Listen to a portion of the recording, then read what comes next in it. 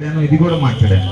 ఏమంటే వదిలేయండి, రోడ్లు ఊడ్చే వాళ్ళతో సమానంగా వీళ్ళని కూడా ఎగ్జామ్షన్ ఇవ్వండి, ఈ గవర్నమెంట్ పథకాలు కానీ పెన్షన్ కానీ వదిలేయండి అని కూడా నేను మాట్లాడాను.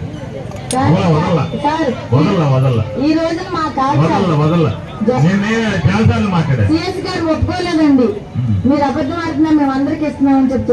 లేదు నేను కూడా మొన్న నాతో ఎవరో కూడా అంటే కూడా పొట్టడా లేదా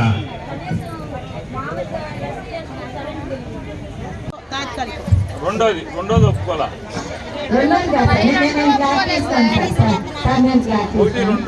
ఇప్పుడు సుప్రీంకోర్టు తీర్పు ప్రకారం గ్రాడ్యుయేట్ అమలు చేయమని 4 రాష్ట్రాలు చేస్తున్నాయి సార్. ఏమంటున్నారంటే మీరు కోర్టులో వేసుకోండి అంటున్నారు. కోర్టులో తీర్పు ఇచ్చిన తర్వాత మళ్ళీ మేము కోర్టులో వేసుకోవడం ఏంటనేది మాకు డౌట్ ఉంది సార్. అదొకటి. తర్వాత ఇది శాలరీకి వచ్చేదానికి మాకు అమౌంట్ లేదంటున్నారు సార్. ఇప్పుడు మేము 60 సంవత్సరాల వరకే మా వృత్తి మేము చేయలేకపోతున్నాం సార్. 62 ఏళ్ళు అంటే ప్రభుత్వానికి అది బడ్జెట్ తో కూడింది కాదు సార్. ఇప్పుడు ఇచ్చారు సార్.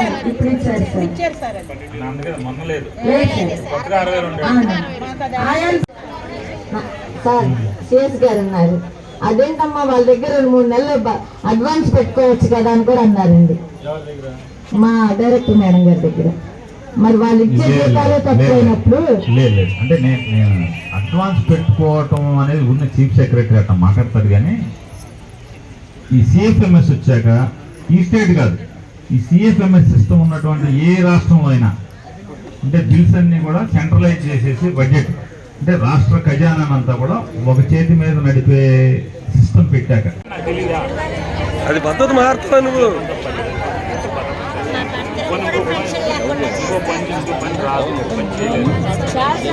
కరెంటు బిల్లు కట్టుకోవడానికి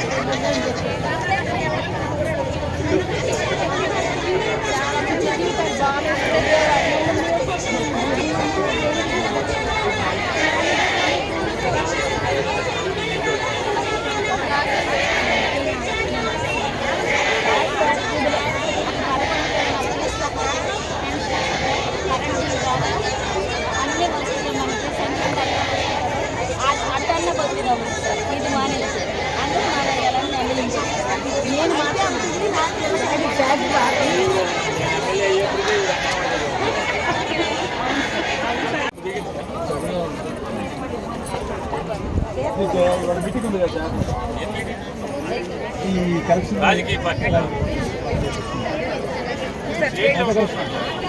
అది 7,000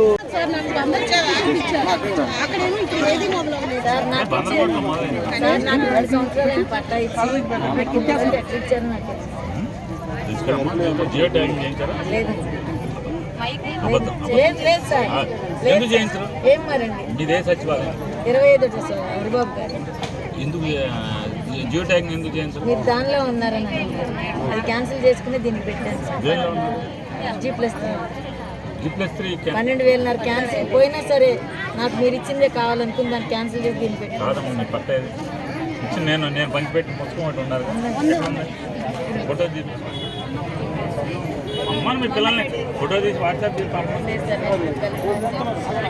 పోలీసు హడావుడి చేస్తారు, నువ్వు వస్తే బాగుంటుంది, మేము 400-500 మంది ధర్నా చేస్తున్నాం ఇక్కడ అని చెప్పారు. తప్పకుండా నేనే వస్తానని చెప్పి రావటం జరిగింది. వచ్చాక వారు చెప్పిన వాటిలో వారు చెప్పింది, మేము 11 అంశాలతో చర్చలకు వెళ్ళాము, డిమాండ్ చేస్తూ రాష్ట్ర వ్యాప్తంగా సమ్మె చేస్తున్నాం. ఈ 11 అంశాలు నిన్న ప్రభుత్వం పిలిచి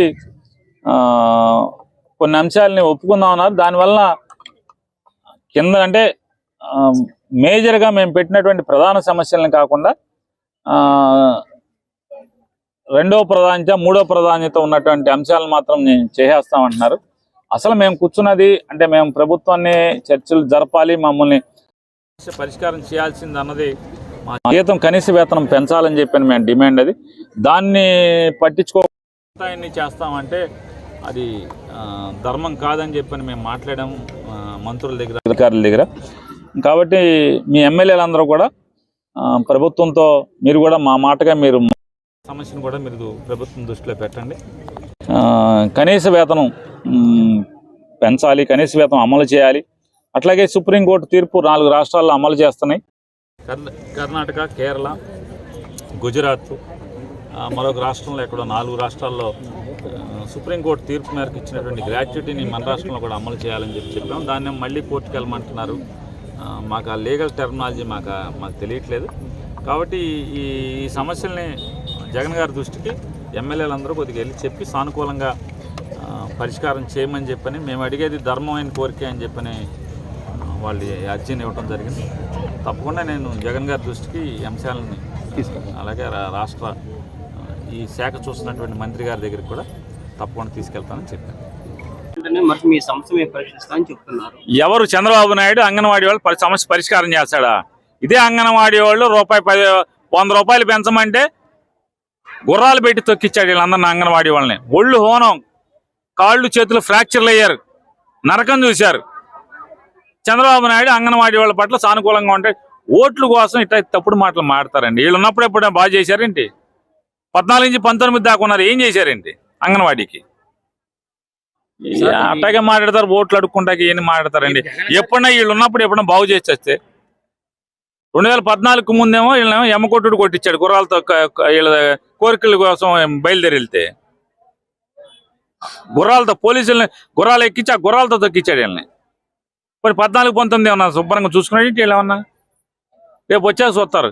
అధికారం ఉన్నప్పుడు చూసేవారు కానీ అధికారం లేనప్పుడు మాత్రం చూస్తాం అని చెప్తారు. మళ్ళీ వచ్చాక మామూలే, అందరికీ వాళ్ళకే తెలుసు ఆ సంగతి.